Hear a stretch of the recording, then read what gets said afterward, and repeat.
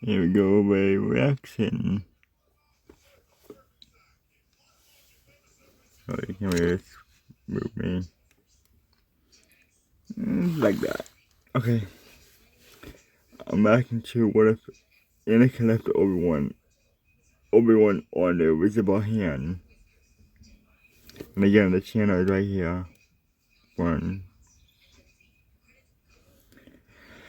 Yeah. Patrol, Star Wars, or PPSW.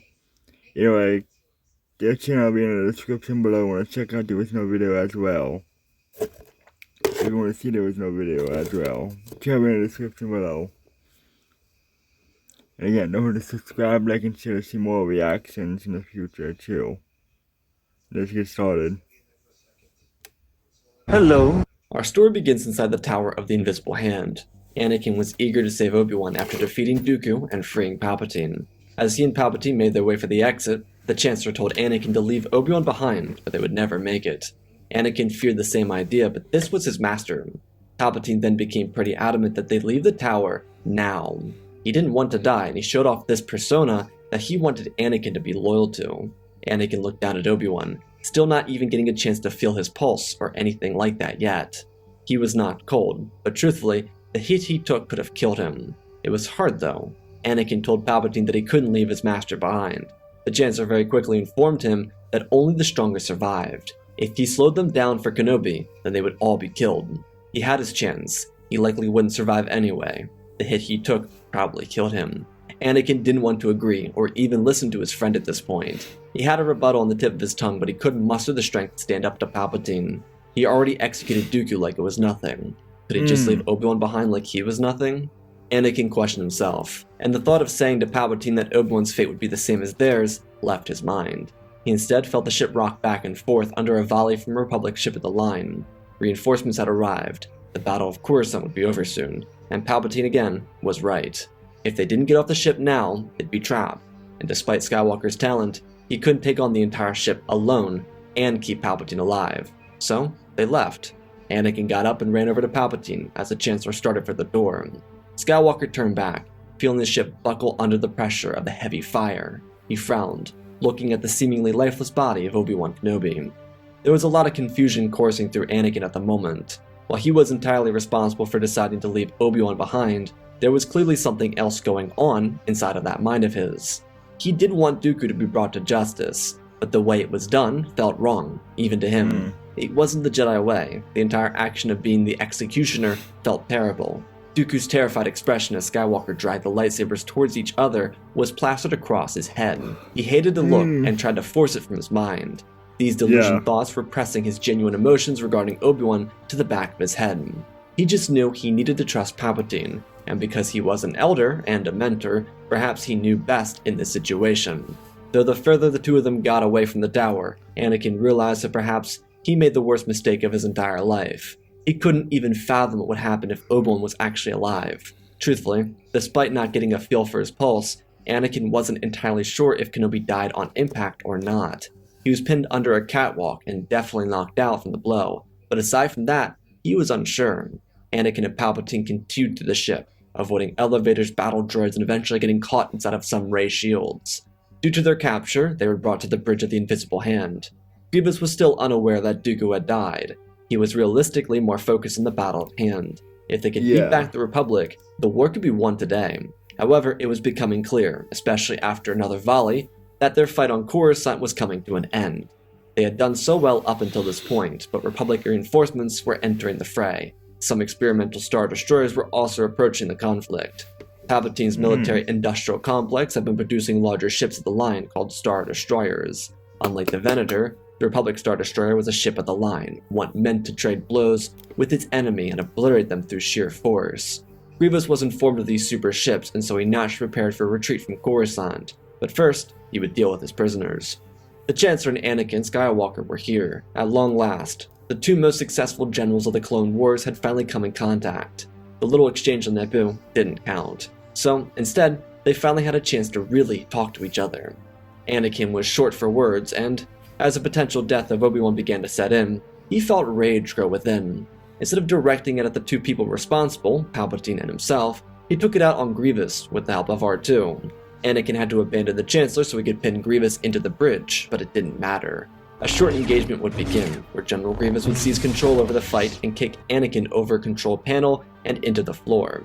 The droid general blasted the window open and escaped. He knew he would probably get the kill on Skywalker, but the Republic would destroy the ship before Anakin or the Chancellor could get out of the battle anyways, so he trusted fate to finish his dirty work. Grievous at this point had no reason to assume that that would do him wrong. With another volley opening up on the Invisible Hand, it was only a matter of time until the ship imploded or slammed down onto the surface of the planet. Depending on how the ship landed, it could be lethal for everyone on board. Grievous assuming it would be. Anakin, Palpatine, and R2 worked diligently to make sure they survived the entire ordeal. It was a surprise to Palpatine that Anakin would become so direct towards him, but they needed every able body to be prepared for such an intense landing. They worked in unison with each other to make sure they landed on the surface with half a ship. They did accidentally take out an air traffic control tower, but who cares about those people anyways? Anakin started to dissociate himself from everything. He didn't really know how to process leaving his master behind on the Invisible Hand. Now he felt that he was entirely responsible for Obi-Wan's death. With half the ship splitting off and falling into the surface, surely Kenobi would be dead, even if he did survive the impact. Anakin dropped Palpatine off at the executive building, and then instead of carrying on, he left. He couldn't be around anyone. He and Padme made an arrangement to meet up near the front of the building, near the landing docks, which in hindsight didn't make a ton of sense considering the nature of their secret relationship, but as much as Anakin wanted to see her, he couldn't be around anyone, and he most certainly couldn't be playing that little game with Padme. Skywalker, instead of going to the temple, went to Padme's apartment. He could have gone to the council to inform them of Obi-Wan, but again, he was very dissociated at the moment. He hadn't had time to process anything, executing Dooku and leaving Obi-Wan behind being the biggest things on his mind. The reason the execution of Dooku stayed on his mind was the fact that it was a direct correlation with Obi-Wan's apparent death. Anakin tried to look for a reason within himself for why he would dare listen to an inexperienced man who told him to make 2 military decisions on time. As a Jedi, Anakin should have saved both Dooku and Obi-Wan. The reality being that even though Dooku had become an atrocious man since his fall from the Order, he was still a sentient being. He should have stood trial and lived the rest of his life paying for his crimes against the galaxy. But things didn't play out that way because of Palpatine. Anakin really struggled with losing Obi-Wan though. Of course he did. While Ahsoka was off on Mandalore fighting Maul, Obi-Wan was meant to be here on Coruscant with him. Anakin simply couldn't get the thought off of his mind. He pictured Obi-Wan being awoken by the sound of the ship tearing apart. In a moment of crisis and chaos, he would get up and search for Anakin, trying to make sure he was alright. After all of that, he would find Dooku's decapitated corpse and realize that Anakin won, and at that conclusion, Obi-Wan would realize that Anakin abandoned him. Skywalker thought of Kenobi's last moments being filled with betrayal, shame, and disappointment, as the ship was ripped into pieces and he likely thrown out into the chasm of space, dead just as the glass shattered, ice consuming his flesh and his heart running cold. Anakin was an emotional wreck. The Jedi were looking for information regarding Obi-Wan, but it seemed as if all the information they needed came from Palpatine, the man who informed Mace Windu that Dooku was killed inside the Invisible Hand, and Obi-Wan had died during the conflict. It was a shame to hear, but it led Windu to wonder where Anakin was. Everyone saw Palpatine and Skywalker together on the vessel when they arrived. Everyone welcomed Palpatine back, and then Anakin just vanished. It was definitely very odd behavior, even for him, especially considering the friendship between Anakin and Sheev had run silent upon their return. Palpatine did say some friendly remarks to Anakin before they broke off, but Anakin just nodded his head and sauntered back into the vessel, slamming down and taking his seat, letting the ship take off. Palpatine and Windu would go into the pleasantries of political discussions. Because Palpatine at the moment couldn't tell Anakin, he informed Mace that he would appoint Anakin to the High Council to be his personal representative. Palpatine knew what he was doing here. His anticipation was that Mace would either keep it a secret or tell Anakin that it wouldn't happen, only for Anakin to come running to Palpatine and either be told that he was being appointed, or that as Chancellor he could outvote the Jedi Council. Mace was surprised by the guts of Palpatine, and he could see what the Chancellor was trying to do. He was attempting to muscle his way into the Jedi Council. He was using Anakin as a cover, and Mace wouldn't let that fly, so he allowed Sheev to play that game. It wasn't about winning the battle, it was about winning the war, so he would allow Palpatine to believe he had Mace on his back foot. Windu would tell the Chancellor that the Jedi would appoint their own members, and so forth. Palpatine tried a little gaslighting to suggest that Mace didn't believe Anakin was ready, which wasn't the truth. Mace just kept egging Palpatine on. There was a larger game here, and Windu wanted to figure it out. There was no way just a normal politician would have some unforeseen interest in putting a 22-year-old into the ranks of the High Council. And the first rule of marketing, never do the same thing twice. I gotta do the kick of destiny again. What? But Anything was possible, but something about it felt eerie. Mace told Palpatine that the Jedi wouldn't allow Anakin into the High Council. They appointed their own members, and that was the end of that. Palpatine mumbled depressingly to himself, just to put Mace on edge, but it wouldn't work. Windu left Skywalker a message, one that Anakin wouldn't see due to his communications being turned off. Anakin was still an emotional wreck. He tried getting something to eat, which led him to spewing everything out in a disgusting manner. His body reacted so negatively to the situation, and instead of being able to throw his anger outwards, he could only do it inwards. He couldn't kill Palpatine, he couldn't do anything. He had to live with himself. He had to understand that he made the choice to listen. Because all Palpatine did was say some words. Anakin had the choice. Being able to see what the effects of his actions had on those he cared about affected him deeply. It cut right through his heart, and it forced him to feel hopeless and useless. Though one thing slowly started to become evident. He started to build a resentment for Palpatine. The fact that his friend encouraged him to do something he knew was wrong was a sign that perhaps Palpatine wasn't a true friend as he once thought. Skywalker believed that he made a terrible mistake. There was no consolation from Palpatine. Sure, maybe Sheev was recovering from their near-fatal crash, but the fact that everything Anakin was suffering through was because of him made him feel uneasy. One additional thing is that while Anakin didn't like Dooku at all, and had every reason for wanting him dead, he hated the idea of being an executioner. That's what he was, and the thought of being that twisted his stomach into knots. He spent the entire day alone, and when Padme eventually returned, she found the wreck that was her husband. She was very consoling, and then she had to reveal the obvious change that happened to her physically. Despite being at the end of her pregnancy, she hid everything extremely well, and no one noticed. Anakin was surprised that this happened, but for him, it was a little bit comforting. That is until the nightmare started. Anakin would wake up in the middle of the night and have another miniature conversation with Padme, one that was also comforting for him, in a way. The visions of Padme dying in childbirth messed with him mentally, and he knew what he needed to do. So, he went to go and visit Master Yoda. When the morning came around, he and Yoda had a very, very sound talk. It didn't help Anakin, but that's because he wasn't listening in the way he should have been listening. He went there to gain knowledge of special powers, when Yoda was there to help Anakin, as any mentor would and should. The Force is always in motion. What happens isn't decided until it happens. Death is also a natural part of life. Yoda was a little more direct with his warmness due to the recent death of Obi-Wan, but his message still stood. Rejoice for those who become one with the Force. Miss them do not, mourn them do not. This was something Yoda was very adamant about. He made it clear to Anakin that the Force surrounds every living being, and when someone passes on, they become a part of that living force, just as they were when they were alive.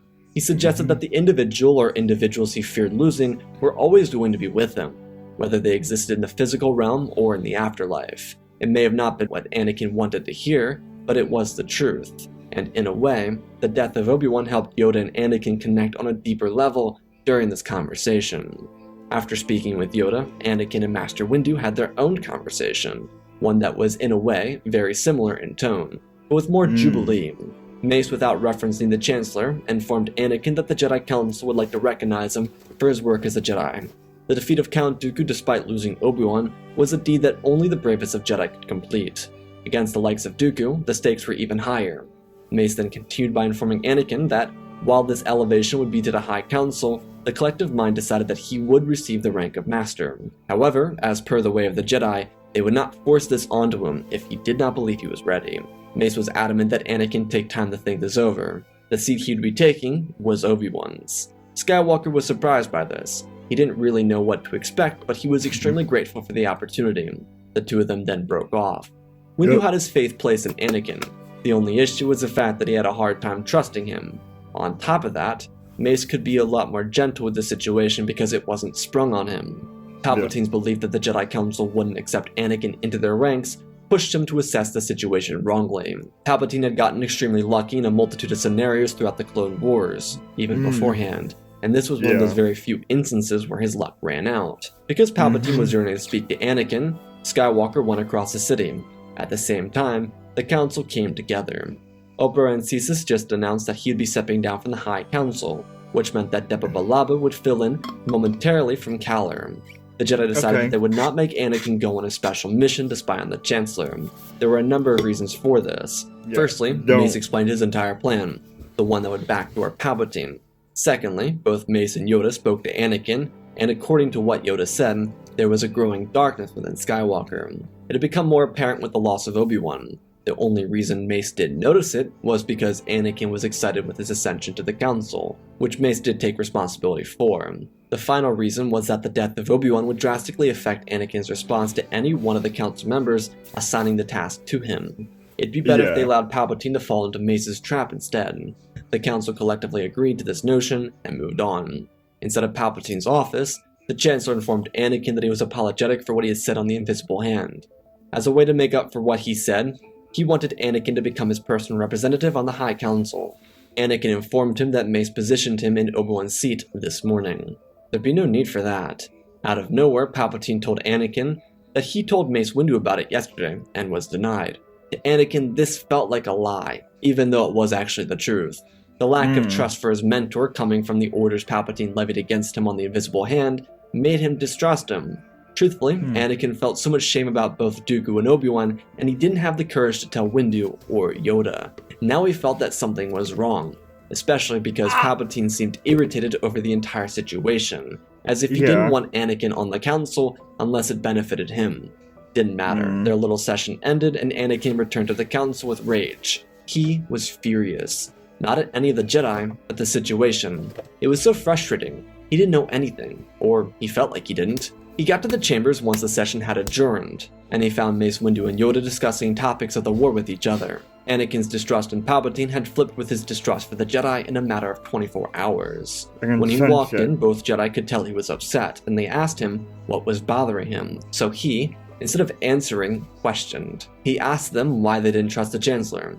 They wanted to know why he was suspicious, but instead of going back and forth, they expressed to him why. Anakin knew they had issues with Palpatine, after he and Obi-Wan discovered that Dooku built the clone army for them after their little endeavor to Obadiah. It was the Council's decision to keep everything a secret until they won. They then informed Anakin that the dark side of the Force surrounded the Chancellor. He was full of the dark side, and they didn't want him doing something that could take over the galaxy. Anakin could see where they were coming from. They also expressed that his corruption was enough to put the Jedi on edge as it was. Anakin told them that he knew Palpatine was lying, because he said he wanted to appoint Anakin to the Council when Mace gave him the rank of Master this morning. Truthfully, it was a double-edged sword. If Anakin learned that Mace was lying, then he could be swayed back to Palpatine. However, if he learned the truth, it could be a bit jarring that the Jedi didn't initially plan on doing it. So, Mace came up with a counter, just to make it a little easier to hear, suggesting that Palpatine said Anakin's heroics during the duel with Dooku made Windu feel inclined to suggest the promotion with the rank of Master. Anakin then realized something. Mace and the Council knew about what happened on the Invisible Hand. He then asked Mace what Palpatine said about it, and when it was revealed to be a complete lie, Anakin told them the truth. He told them that Obi-Wan was thrown across the room and likely killed. He then beat Dooku in a 1 versus 1, and disarmed him, literally. Anakin was going to take him as prisoner, but Palpatine was adamant that Anakin execute the Count, and after a small back and forth, he did. Anakin did obviously exaggerate how long this back and forth went on for. Afterwards, Anakin went back to check on Obi-Wan, and Palpatine dragged him away. Another exaggeration, but it was, all in essence, the truth. All of which being the truth from Anakin's perspective of the situation. The Jedi were equally as outraged, though none of them was as outraged as Anakin was. He was in the wrong for both actions, but what else was he supposed to do? They knew there was a close bond between Anakin and Palpatine, and the truth is, it seemed like Palpatine took advantage of said bond. The two Jedi told Anakin that they wanted him to be wary of his interactions with the Chancellor. He agreed that he would be. Anakin would have the perfect opportunity in the following hours to be wary. The distractions were keeping Skywalker away from going into the restricted section, which did really peeve him. This was all a part of Palpatine's plan. Knowing now that the Jedi were keeping up with him, he needed Anakin to be pulled back down into the darkness. Despite how active Anakin had been, running from place to place, being in meetings with the Council and the Chancellor, he was neglecting so many of his emotions. All of his time away from his inner thoughts allowed things to build up within him. Because as it turns out, acting like something isn't there, especially inner pain, allows it to bubble up over time. One isn't just getting rid of the problem, they're just neglecting it until it becomes an unstable one. So Anakin got to spend the night at the Opera House, learning about Sith legends and so forth. Everything felt terribly wrong, and Anakin again was looking for answers. After a night at the opera, he returned home. Instead of going to bed, he sat in the living room. He was being eaten away by his thoughts. His feelings and emotions were out of balance, and he had a plan, but he didn't know if he could do it. He accidentally fell asleep scheming on the couch and was awoken in the middle of the night by another night terror. His voice echoed out throughout the apartment, which brought Padme out to a lit-up living room. Anakin was really drowsy, but he and she talked for a short moment. She knew he was under a lot of pressure, and she was doing as much as she could to help, but they were all under a lot of pressure. Anakin just told her that he knew what he needed to do, but he didn't know if he had the strength to do it. Padme told him that he didn't. He always had the strength to persevere. She didn't know what he was talking about when he said this. He appreciated her and made his move once he finally actually woke up. Coruscant was gorgeous at night. The city truly never slept, and he loved it. He hopped into his Jedi Starfighter and quietly cruised across the city. His vessel was silent on the interior. All that he could hear were his thoughts passing by like buildings in the dark. He landed a block away from where he wanted to be.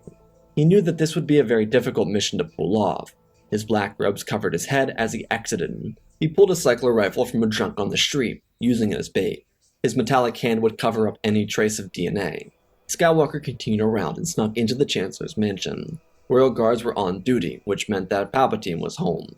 He had just returned from the works, having implemented the nightmares in the Skywalker's mind. He was off to sleep. The next day held triumph for him. Either Anakin would go to Utapau, or he would stay and feel the burden of the Jedi Council. Palpatine knew he could recover from his hiccup on the Invisible Hand. The death of Kenobi made him a martyr instead of a flawed Jedi Master who failed his student. No matter, he could fix it. Anakin snuck into the mansion, having been inside a number of times. He knew the layout pretty well, and he searched for Palpatine's room. When he found it, he snuck in. Palpatine was sleeping, white noise playing in the background. It was the easiest kill. But was it right? What if Palpatine wasn't the Sith Lord? What if he was just a regular dude? Anakin couldn't take a chance on that. Not over Obi-Wan's life. The action of making Anakin leave Obi-Wan behind was jealousy, and it was vile. Leaving Obi-Wan behind was something only someone who didn't feel like they had an in would do, correct? Anakin stood watching Palpatine from the corner of the room, his hand on his lightsaber. He could feel the rush. But just like Darth Plagueis the Wise, Sidious wouldn't be wise enough to surrender. The irony of telling the tragedy of his master is that he would die in a similar way, but Anakin would blast the rifle a couple of times, feel for a pulse, which he should have done on the Invisible Hand, and then prepare to leave. Palpatine was dead, but his guards weren't. Anakin turned around with the rifle and blasted through the royal guards who entered, and then like a thief in the night, he vanished out the window. The guards who didn't die believed that this was the work of a bounty hunter. Skywalker took the Jedi ship out of the alleyway and used it to go down some back ways until he got to Padme's residence. After all, it wasn't the first time he needed to be quiet about sneaking away. In the morning, he'd be woken up by Windu, who called his communication device. Mace told Skywalker he was needed at the temple immediately. Anakin left as quickly as he could, believing he was in trouble. He did give his love to Padme before he left, but he didn't say a word about what happened the night before. Padme didn't even know he left the previous night, so that was good. When Anakin arrived at the temple, Mace brought Anakin to the council chambers in a rush. Anakin started to panic, but Mace was very quiet. Skywalker believed that he was going to be yelled at where no one could hear. But when they got into the council chambers, he didn't know how to understand what was happening. The doors to the council chambers opened and Anakin looked into the eyes of Obi-Wan Kenobi. He was breathing. His outfit was a little dirty, but without missing a beat, Anakin lunged across the room and embraced his master, asking him if he was alright and what happened. Obi-Wan reciprocated the hug and then they broke off. He asked Anakin if he was alright, to which he was, especially now. Yoda, Mace, and Anakin looked at Obi-Wan as Skywalker questioned what happened or how. It was simple. He woke up when the ship received a couple of volleys. Obi-Wan was very confused, but upon seeing Dooku's dead body, he figured that Skywalker won. But worried that Grievous had captured him, so he made a run for the elevators. That's when the ship split into pieces. Kenobi was thrown into a wall, and then the G-force cemented him into said wall. Obi-Wan would have died had he not trapped himself inside the elevator shaft. It had airlocks in it, so if it opened up, he'd be safe. After a total freefall, Obi-Wan was crushed under the weight of thousands of pounds of metal. He wasn't actually, but he was just kind of trapped under it. He used his lightsaber to cut open a bigger hole, but he couldn't see the light. So, for the last 2 days, he was trying to get free, and then decided to make a communication frequency because his was crushed. He was able to get help in the early morning. Also, Palpatine died last night, so that was something. Anakin acted surprised, and the Jedi thought it was weird, but chalked up his shabby acting job to him being caught up in his emotions over Obi-Wan returning from the dead. It was a crazy turn of events. The next couple minutes would unveil new information. Quinlan was returning to lead the investigation. General Grievous was on Utapau, and Agan Kolar was going to fight him, as well as Obi-Wan learning about Anakin's rise to the Council chambers. Obi-Wan was certainly caught off guard, but he was pleased with how everything was turning out. To add to the semi-good news, the Jedi investigators discovered Sith relics and lightsabers inside of Palpatine's mansion, identifying him as either a Sith loyalist or a Sith Lord. Though with the tension starting to wrap up and Kolar engaging Grievous on Utapau, the war was pretty much over. However, Anakin's stress wasn't. He was still worried about Padme. Despite how happy he was that Obi-Wan returned, he needed to know how to save her life. His emotions were finally functioning again, and he felt eager to get a move on learning what he needed to learn. But the truth is, the secret to Padme's life being saved wasn't found in the archives, rather the actions made by Skywalker. One often meets their destiny on the road they take to avoid it. Because Anakin was so mentally worn and distracted from becoming the executioner, and the reason for Obi-Wan's apparent death, he never had a chance to focus on his biggest fear. He was wrapped up in the conspiracy with Palpatine and the Jedi promoting him to the Council as a master, that he never actually had a moment to really breathe. He finally breathed again when Luke and Leia were born. Anakin and Padme would be incredibly happy, and both of them would disappear from Coruscant for 2 weeks. Anakin said there were assassination threats on Padme's life, and they needed to go. Those threats were genuinely valid, because despite what Quinlan saw in his psychometric vision, the Council took his information and twisted it, saying it was a bounty hunter who killed Palpatine. Anakin killed the Sith Lord. They could give him some leeway here. They definitely debated the topic while he was on Naboo for a couple of weeks, but with Grievous killed by Swordmaster Agan Kolar, there was no reason to punish Anakin. He killed Dooku and Sidious. The Sith were gone, and while he was gone, his former student brought Maul back to the Jedi Temple in a Mandalorian sarcophagus. The Sith were literally destroyed. Anakin brought balance to the Force. The light prevailed, and the Jedi would be able to rise from the ashes of war. During their little vacation, Anakin and Padme would decide on their future, one in which Anakin would tell the Jedi of his marriage, wishing that the twins would be trained by the Jedi, but trained the way he was. This was a complete change to the status quo, but the newer minds of the Council believed that if the Order was to survive and prevail, it must be ready to adapt to change, something it hadn't done in the last 100 years. It was time the Jedi ushered in this new era. As Ahsoka became a knight, she would also keep her stay in the Order. As the years went by, the Jedi expanded, and Luke would be trained by Ahsoka, him being her second student. Leia, on the other hand, would be trained by Obi-Wan, his third student. Anakin was permitted to train them, but he decided that he'd rather view both of their training from a distance, instead of picking just one of them to train, or even both of them. Sure, he could train both of them, but why do that, when those closest to him could be a part of the family he always dreamed of? With those same years passing by, Mace and Anakin would become almost brother-like, Windu becoming Grand Master when Yoda stepped down, and Skywalker becoming Master of the Order. The war may have taken millions of lives, but the resolve from the changing leadership in the galaxy brought a greater future that only could have been molded by those who led. And that, my friends, is our story. Again, special thanks to our patrons, Galvin Gaming, Tristan Mandler, Sir William 1767, Darth Revan, Granddaddy Bane, Laliant, Sky Guy, Penguin, Cullen Rooney, Shark Midori, RJ38, Nick, Michael Erlanger, The Last Jedi, Apollo, Weewu 670, Annika Stank Runner, CT7567, Toaster Oven, Oz of Oz, Darth Nox, The Eternal Padawan, Joshua Tem, Johnny DeGuin, Sith Skeleton, Jedi Sloth, Mr. Yeet Gamer, Lord Cali, Gunley 66, Mammoth Studios, Anakin 003, Lord Draken, 46 like Star Wars, Airbus, Rex Wolf, Man 3 First Names, Dark Saint 46, Baron Joshua, and Deadwing Force supporting the channel. Smash that like button. Other things, go check the description. Yeah, that's pretty cool. Anyways, let's talk about this story. So the concept of leaving Obi-Wan behind was something that I thought would be really challenging, and it was, because you have to meld the conflict of him losing Obi-Wan with the fear of him losing Padme. And I think the only way he wouldn't go to the dark side is because Palpatine got Obi-Wan killed. I think something that's kind of neglected is how Anakin may have felt killing Dooku. Not being that he cared for Dooku in any way, shape, or form, but just like the fact that he knew it was morally wrong when it happened. And I thought that'd be really cool to play off of in this story because I don't feel like it's ever been mentioned or really ever talked about. And so I feel like the combination of Dooku's death at Anakin's hands and Obi-Wan's death at Anakin's hands would be the catalyst for him becoming more trusting of the Jedi. So anyways, I hope you all enjoyed. I love you all, spread the love, and always remember, my friends, may the Force be with you.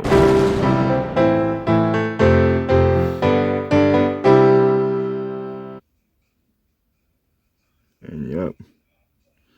And again, it's gonna be in the description below. You wanna watch this the original video in your own time. And don't forget to subscribe, like, and share to see more reactions in the future too. In the future as well. Alright, until next time, bye. And don't forget to subscribe, like, and share.